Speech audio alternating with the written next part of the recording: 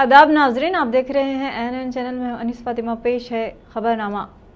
वजीर मल्ला रेड्डी ने कहा कि केसीआर हमारी रियासत के वज़ीर आला होना बाइस फ़ख्र है। उन्होंने कहा कि अनाज की पैदावार में रियासत तेलंगाना मुल्क में अव्वल नंबर पर है। उन्होंने कहा कि हुकूमत कमज़ोर तबक़ात की तरक्की के लिए भेड़ और मछलियाँ मुफ्त तकसीम कर रही है। वज़ीर ने आज ज़िले मेरचल के कीसरा मंडल में वाक़िए तिम्मापल्ली गाँव में 19 इस्तिफ़ादा कुनिंदगान में भेड़ें तकसीम की।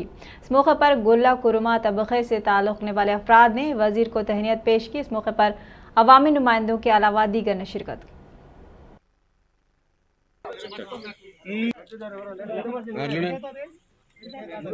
కొంచెం సైడ్ రండి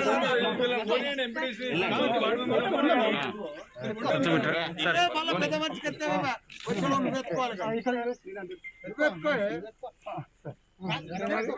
మేడం కొంచెం జరగండి మేడం సైడ్కి రండి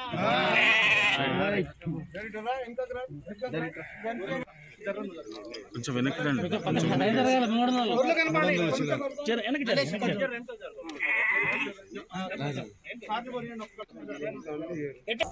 మన దగ్గర పంట పండినట్టు ఇప్పుడు ఆడ వండుతలేదు. భారతదేశంలోనే మనం నంబర్ 1 ఇప్పుడు పంటల 3 లక్షల టన్నుల ధాన్యం పండిందే. ఆంధ్రలో లేదు, పంజాబ్లో లేదు, దేశంలోనే లేదు. ఎక్కడ మన దగ్గర వచ్చినట్టు బియ్యం అసలు మిల్లర్లు సరిపోతలేవే. మిల్లర్లు రైస్ మిల్లర్లు సరిపోతలేవు. రోడ్లన్నీ ఒడ్లే. మనం పోతే సిద్దిపేట దిక్కు పోతే అన్ని రోడ్ల పొడత అంతా ఒడ్లే. అంత పంట ఎప్పుడన్నా చూసినామా మనం? మన తెలంగాణ వచ్చినాక, మన సీఎం వచ్చినాక అన్ని కరెంటు కానీ మందులు కానీ ఇవన్నీ కూడా అందుబాటులోకి తీసుకొస్తేనే ఈ పంటలన్నీ వండుతున్నాయి. మనం అంతా అదృష్టవంతులేమే. మళ్ళీ కూడా కాదు, నేను ఇంకా అడగంది కూడా ఒట్టిస్తా. సరే ఏందది చెప్తున్నా. మీకు 5 ఎకరాలు భూమి ఇప్పుడే మీ సర్పంచ్ పెట్టిన గొర్రెలు నీళ్ళు దాపుతందుకు గొర్రెల గడియలు వేసుకుంటారు. మీకు 5 ఎకరాల భూమి ఇలా కలెక్టర్కి రాస్తా. మీకు 5 ఎకరాల భూమి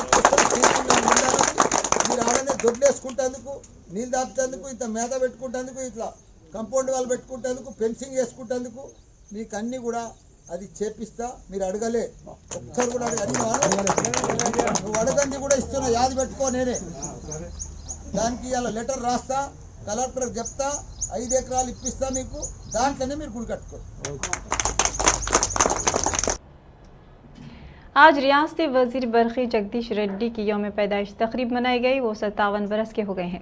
इस मौके पर वज़ीर जगदीश रेड्डी ने प्रगति भवन में सीएम केसीआर से मुलाकात करते हुए उनका आशीर्वाद हासिल किया। इस मौके पर रुकन पार्लियामेंट संतोष कुमार ने वज़ीर को सालगिरह की मुबारकबाद पेश की और ग्रीन इंडिया चैलेंज की शुरुआत करने वाले रुकन पार्लियामेंट संतोष कुमार की अपील पर वज़ीर जगदीश रेड्डी ने इतवार के रोज़ बंजारा हिल्स में वाक़ मिनिस्टर क्वार्टर्स के अहाते में शजरकारी की। वज़ीर ने इस मौके पर अपने हामियों से उनके जन्मदिन पर पौधे लगाने की अपील की। मुतादिद वज़रा, MLAs, MLCs और कारकुनों और हामियों ने वज़ीर जगदीश रेड्डी को सालगिरह की मुबारकबाद पेश की। रियासती वज़ीर ख़ज़ाना हरीश राव ने कोविड के फैलाव के तनाजुर में मरीजों के लिए ऑक्सीजन ज़रूरी है और एक्शन एड कंपनी अपने तौर पर ऑक्सीजन कंसनट्रेटर्स की फराहमी काबिल सताइश है। इतवार के रोज़ एक्शन एड कंपनी की जानिब से 20 लाख रुपये मालियत के 10 लीटर और 5 लीटर के ऑक्सीजन कंसनट्रेटर्स वज़ीर हरीश राव के हवाले किए गए। इस मौके पर बात करते हुए हरीश राव ने कहा कि कोरोना के फैलाव की इस मुश्किल घड़ी में अब तक मुतादिद खानगी कंपनियों ने ऑक्सीजन की मुफ्त फराहमी को यकीनी बनाकर कई लोगों की जान बचाई है। इस मौके पर कंपनी के रीजनल मैनेजर अंजनेलू, कमेटी के नुमाइंदे, शंकर मंत्री के साथ साथ दीगर भी मौजूद थे। साबिक सदरनशीन कानून साज कौंसिल गुत्ता सुकेंदर रेड्डी ने मीडिया से बात करते हुए कहा कि तेलंगाना पर मरकजी हुकूमत तासुबाना रवैया इख्तियार कर रही है। कृष्णा और गोदावरी दरियाओं पर गैजेट नोटिफिकेशन जारी करना अफसोसनाक है। तेलंगाना रियासत को पसमानदा करने के लिए मरकज़ काम कर रही है। निज़ाम साबिक़ा के दौर की मूसा नदी डिंडी प्रोजेक्ट को भी गैजेट में शामिल करना काबिल मज़म्मत है। उन्होंने इल्ज़ाम आयद करते हुए कहा कि कांग्रेस और बीजेपी को तेलंगाना से मोहब्बत नहीं है, सिर्फ उन्हें इख्तिदार चाहिए। मुत्तहिदा रियासत में तेलंगाना के कायदीन हमेशा ज़बान बंद रखा करते थे। तेलंगाना रियासत के क़याम के बाद केसीआर चीफ मिनिस्टर के ओहदे पर फायज होने के बाद नए और ज़ेर तामीर आपाशी प्रोजेक्ट्स को मुकम्मल कर रहे हैं। केसीआर के इक़दामात पर बीजेपी साजिश के तहत तेलंगाना के साथ नाइंसाफ़ी कर रही है। मरकज़ के गज़ट को किसी भी कीमत पर रियासती हुकूमत कबूल नहीं करेगी।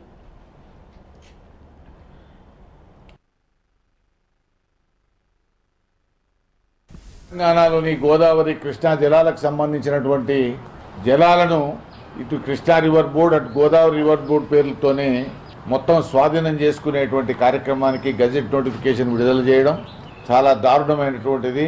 తెలంగాణ ప్రజలను తెలంగాణ ప్రాంతాన్ని తిరిగి కరువు పీడిత ప్రాంతంగా మార్చాలనే ఒక దురుద్దేశం దీంట్లో కనబడతా ఉన్నది. ప్రధానంగా కేంద్రంలో ఉన్నటువంటి ప్రభుత్వానికి తెలంగాణ మీద ఈర్ష్య ద్వేషాలు ఉన్నాయి. తెలంగాణ బాగుపడడం వాళ్ళకి ఇష్టం లేదు. దేశంలో మొదటి స్థానంలో తెలంగాణ వస్తున్నదనేటువంటి ఒక దురుద్దేశంతోనే కావాల్సినటువంటి అడ్డంకులన్నీ కూడా. प्रेस एकेडमी के चेयरमैन अल्लम नारायण ने तेलंगाना तलबा जेएसी को बस यात्रा का आज झंडी बताकर आगाज किया। उन्होंने कहा कि तेलंगाना तहरीक में तलबा का कलीदी रोल रहा है। मरकजी हुकूमत गैजेट नोटिफिकेशन जारी करते हुए रियासत के साथ सौतेला सलूक कर रही है। मोदी हुक्मरानी अजब है। यूपी में दलितों पर हमले जारी हैं। बीजेपी दलितों को मुकम्मल तौर पर तबाही के दहाने पर लाने के लिए कोशां है। तहफ़्फ़ुज़ात पर भी मरकजी हुकूमत नाइंसाफ़ी कर रही है। एम नारायण ने कहा कि मरकजी हुकूमत आरएसएस के एजेंडे पर काम कर रही है। आखिर पेट्रोल और डीजल की कीमत में इजाफे से मरकजी हुकूमत मुल्क की आवाम को क्या पैगाम देना चाहती है। 4 साल में कालेश्वरम प्रोजेक्ट की तामीर करते हुए मुल्क में मिसाल कायम की गई। किसानों के ताल्लुक से मरकज़ का रवैया तासुबाना है। दिल्ली में आज भी किसान एहतजाज कर रहे हैं। Bayyaram steel plant, Kazipet coach factory को मरकज़ बर्फदान की नज़र कर चुकी है। तेलंगाना के हुकूक के लिए तलबा को आगे आने की ज़रूरत है। प्रदेश कांग्रेस कमेटी के सदर ए रेवंत रेड्डी कांग्रेस के सीनियर कायदीन के अलावा तेलुगु देशम के सीनियर कायदीन से उनकी क़यामगाह जाकर मुलाकात कर रहे हैं ताकि कांग्रेस को मुस्तहकम किया जा सके। रेवंत रेड्डी आज साबिक वजीर देवेंद्र गौड़ से तुक्कुगुड़ा में उनके क़यामगाह पर मुलाकात करेंगे। रेवंत रेड्डी मुलाकात के दौरान रियासत की ताज़ा सूरत हाल पर बातचीत के अलावा देवेंद्र गौड़ के फर्जंद विजेंद्र गौड़ और उनके भाई वीरेंद्र गौड़ को कांग्रेस पार्टी में शामिल करने के ताल्लुक से भी मुज़ाकरात करेंगे। कांग्रेस पार्टी ने टीआरएस हुकूमत पर तनकीद करते हुए कहा कि टीआरएस पार्टी के दौरे इख्तिदार में रियासत की तरक्की के बुलंद बांग दावों को चंद घंटों की बारिश ने पोल खोल कर रख दी है। कांग्रेस के सीनियर कायद दीपा भास्कर रेड्डी ने एनएसयूआई के रियासती सदर शिवा रेड्डी के हमरा मीरपेट और बड़ंगपेट के तालाबों और पानी में डूबे हुए कॉलोनियों का पैदल दौरा करते हुए जायजा लिया। इस मौके पर मीडिया से बात करते हुए कांग्रेस पार्टी कायद ने वजीर सबिता इंदिरा रेड्डी पर इल्ज़ाम आयद किया कि तालाबों पर नाजायज़ कब्जा सबिता इंदिरा रेड्डी की हौसला अफजाई का नतीजा है। उन्होंने कहा कि मौजूदा हुकूमत के पार्टी कायदीन तालाबों पर नाजायज़ कब्जा करके प्लॉटिंग करते हुए फ़रोख्त कर रहे हैं। कांग्रेस पार्टी कायदीन ने मुतालबा किया कि ट्रंक लाइन की तामीरी कामों को मुकम्मल करते हुए खूबसूरती के काम किए जाएं।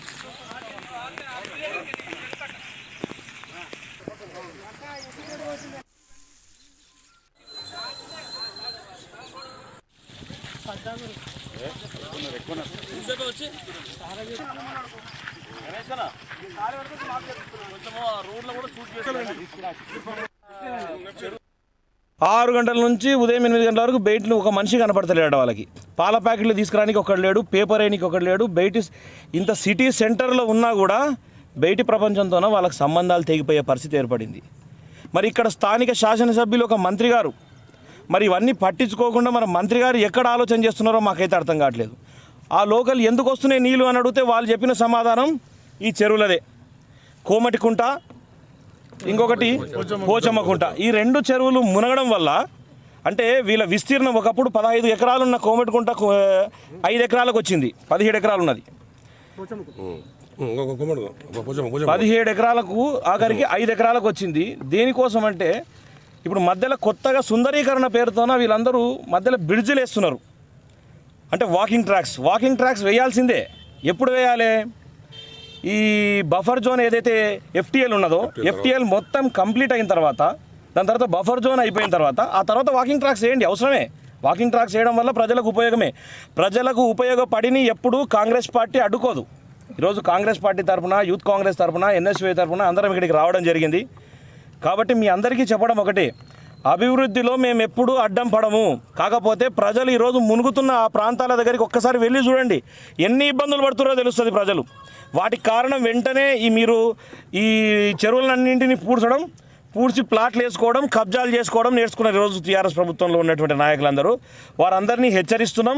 దాంతోపాటు కాంగ్రెస్ పార్టీ తరఫున, యువజన కాంగ్రెస్ తరఫున వెంటనే వీటన్నింటినీ క్లియర్ చేయాలి, ఈ పూడిక తీయాలి. ప్రజలకు ఎక్కడున్న నాలాలన్నింటినీ క్లియర్ చేసి, నాలాలతో పాటు పోయేటువంటి అన్ని, అంటే ఈ గొలుసు సిస్టమ్ అనేది చెడిపోయింది. మధ్యలో భూ కబ్జాలు కావడం వల్ల వాటన్నింటిని నాలాలు తెరిపించి ఈ గొలుసు సిస్టమ్ ఏ విధంగా అయితే చెరువులు ఉన్నాయో, ఒక చెరువు నుంచి ఒక చెరువు దగ్గరికి పోవడానికి మిగిలిన शहर में जारी बोनाल त्यौहार तकारीबात के मौके पर जीएचएमसी मेयर गढ़वाल विजय लक्ष्मी ने गोलकुंडा में वाक़ मंदिर के दर्शन किए और खुसूसी पूजा में शिरकत की। इस मौके पर अक़ीदतमंदों की बड़ी तादाद ने शिरकत की। वाज़ेह है कि इस साल रियासत में त्योहारों का बड़े पैमाने पर इनेक़ाद को यकीनी बनाया जा रहा है। त्योहारों के इनेक़ाद के लिए इंतज़ामात किए जा रहे हैं।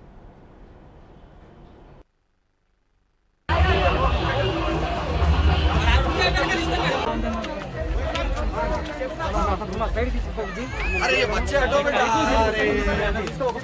अरे अन्ना बच्चों को हटाओ जी, पैरों में आने की परेशानी।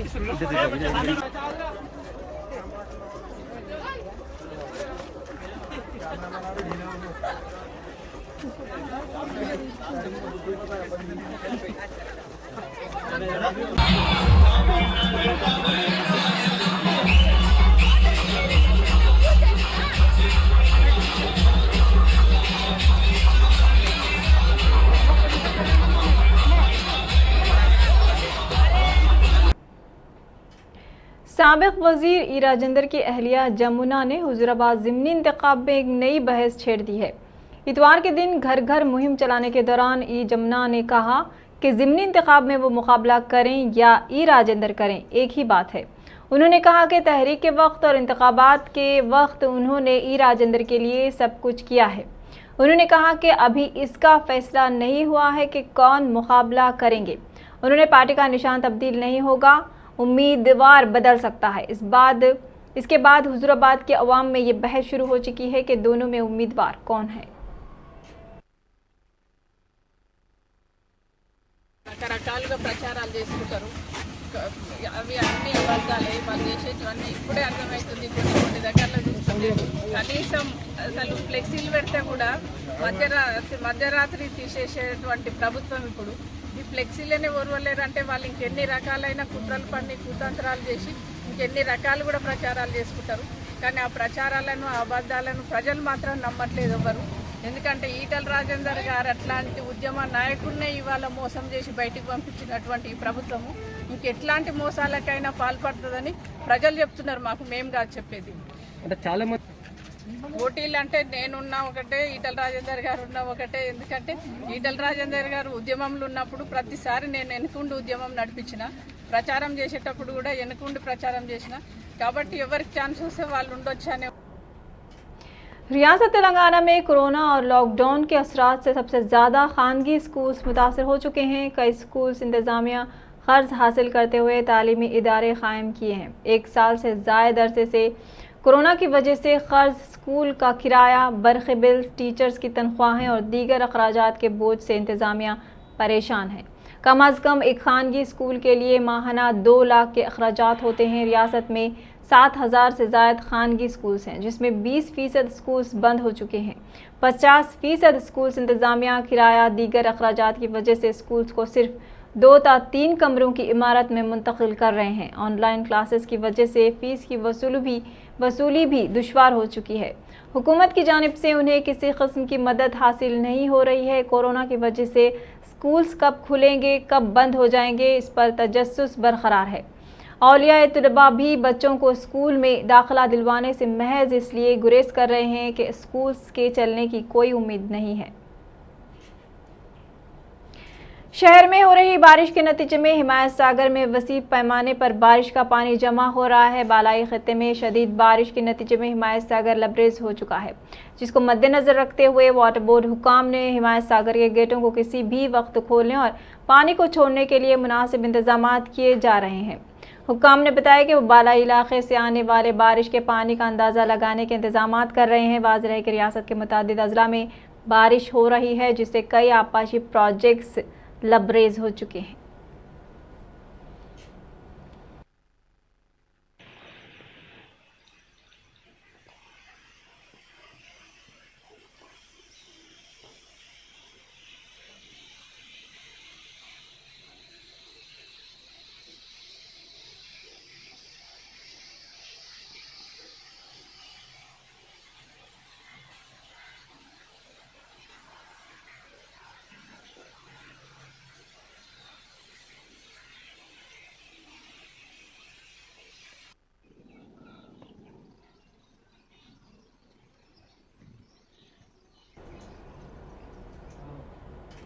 रियासत के दारुल-हुकूमत हैदराबाद के नवाही इलाके शेरलिंगम पल्ली में आग लगने का वाक़या पेश आया है। इतवार की सुबह शेरलिंगम पल्ली के नल्लागंडा के करीब वाक़े कार शेड में अचानक आग भड़क उठी। शेड में रखी हुई 2 कारों को आग लग गई। इतला मिलते ही फायर फाइटर्स मौके पर पहुंच गए और आग पर काबू पा लिया गया। अभी तक आग की वजह मालूम नहीं हो सकी है। पुलिस ने इतला के बाद मुकाम हादसे पर पहुंचकर इस सिलसिले में मुकदमा दर्ज कर लिया है और तहकीकात में मसरूफ़ है।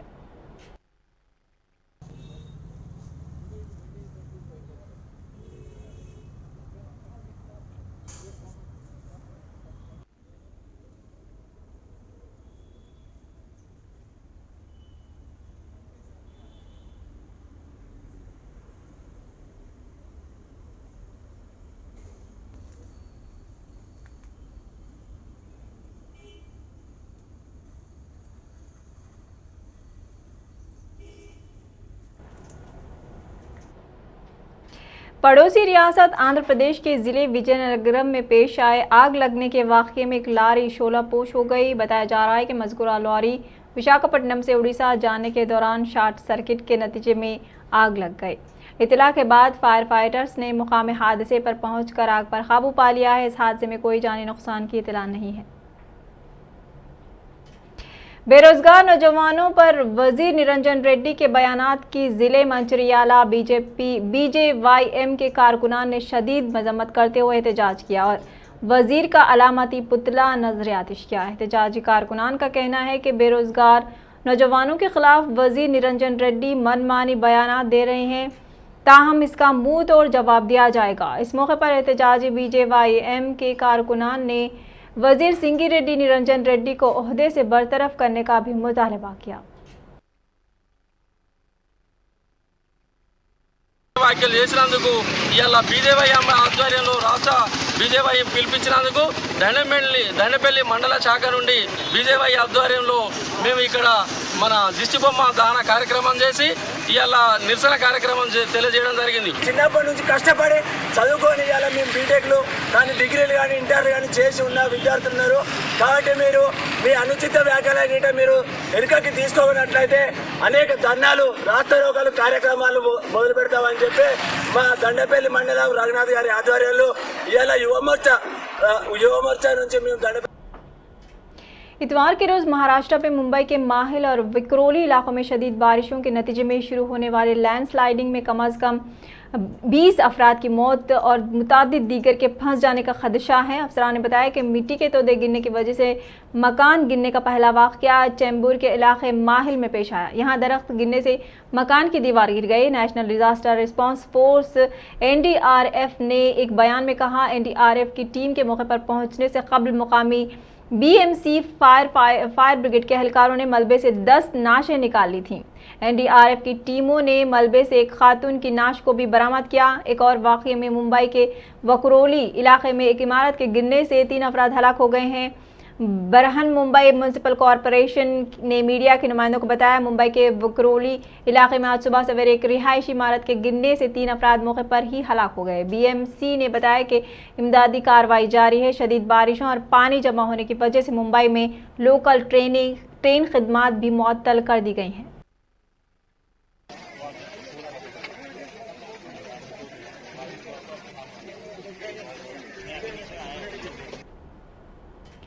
खबरनामे में फिलहाल इतना ही। मज़ीद खबरों के लिए देखते रहिए ANN चैनल। अल्लाह हाफ़िज़।